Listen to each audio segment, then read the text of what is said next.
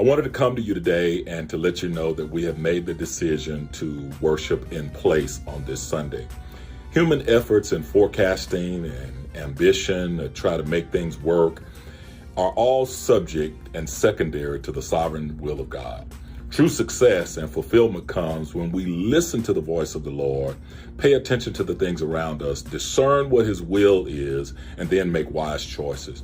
When we fail to discern, we put ourselves in unnecessary harm and possibly even at risk. So it is with this in mind that I'm encouraging you to prepare for worship at home on this Sunday.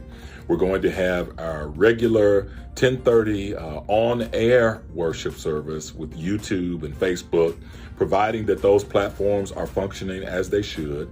We had a few technical difficulties in the week past, but we were able to overcome them. And then we expect to be back on television this Sunday at Fox 13 at the 9 o'clock hour. But due to weather last week, they bumped us and they moved us out of the way. Whenever the Lord sets a choice before us and leaves it to us to decide, which is the sermon series I've really been preaching in, He encourages us to choose the path that leads to life, according to Deuteronomy 30 and 19. So it's with this thought in mind, I'm just following the discernment of the Holy Spirit and sticking with that sermon series to make this decision for our members, our friends, our staff, visitors, and all of those who would have come to church. Listen, some of the city streets look good, but I must tell you, as I drove in today, I did a personal tour of the city streets that lead to our campus, and many of them are still iced over. And with the temperature falling below freezing for the next 3 days, I don't expect that they're going to give us the kind of conditions that we need to really be successful for getting in. So I want you to really be careful out here.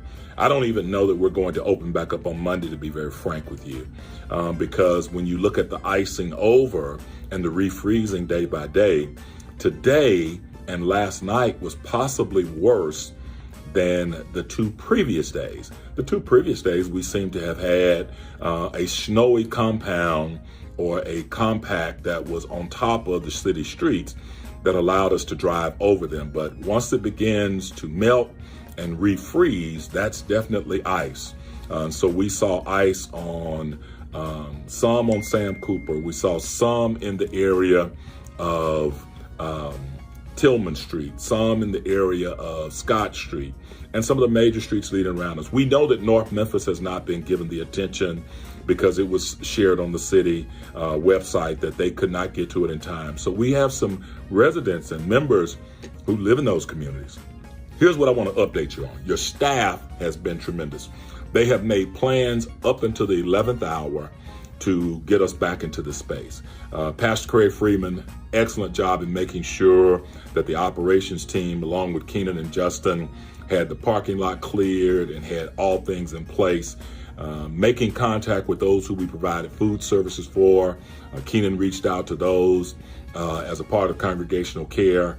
Lisa has made contact with every person who is under our congregational care watch, homebound, and or hospitalized members. And then we've just been doing check-ins on people to make sure that they're okay. It is just not wise or safe for us to risk the possibility of accidents or an unnecessary inconvenience. And then when I think about the other efforts, our musicians have gone forward with trying to even make sure that we were ready for worship on Sunday. And then other staff members in communications and administration. There have been so many things that we've had to detail and to overcome, making sure that all of our electronic measures are in place to communicate with people, to get payments out, to keep the administration rolling. All of those things have been a little bit more challenging this week, but our staff has done a tremendous job. I got in touch with Deacon Chair Michael Boyd, and I asked him to ask the deacons to look around their communities and to give me a real feed. Most of them said to me, listen, from where we are, we would try very hard to get to church, but I got to tell you, our community has some challenges. Our driveways have some challenges. The streets leading out to the expressway. So it's not 240 or the interstate or I-40 that I'm worried about, or even 385. It's what happens when you get off and get into the community and you're trying to navigate your way or to try to get out of your own community, that makes the difference. Can I ask you to do this? Go ahead now and prepare your elements for Sunday. Why don't you set aside Holy Communion, because we're still going to make sure that we have that moment factored into our worship style service on this Sunday. I also want to reassure those who were being baptized that your baptismal schedule is going to stay in the month of February. As soon as we return, we're going to make sure that your family is well aware and that we have everything taken care of and set up for you to go forward. We don't want to miss that moment. 8 o'clock service is returning. We were trying to return it this Sunday, but we just know that at 7 o'clock or 7:30 in the morning when people are traveling, we would still have some icy roads, and the melting of the streets don't really start occurring till around noon or somewhere between 11 and 12, and even the 10:30 service would be a challenge. And so let's do this. Let's stay safe. Let's stay tuned. And let's continue to just worship the Lord in spirit and in truth from our hearts. I want to say this last thing. God knows that true worship comes from the heart, and it doesn't matter where you're located.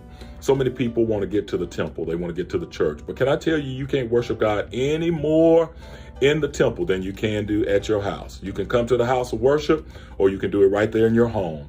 And the true worshipers will thank God right where they are for the safety that He's given them, for the provisions that He has made for them, and for the rest that you are getting in this particular moment in time.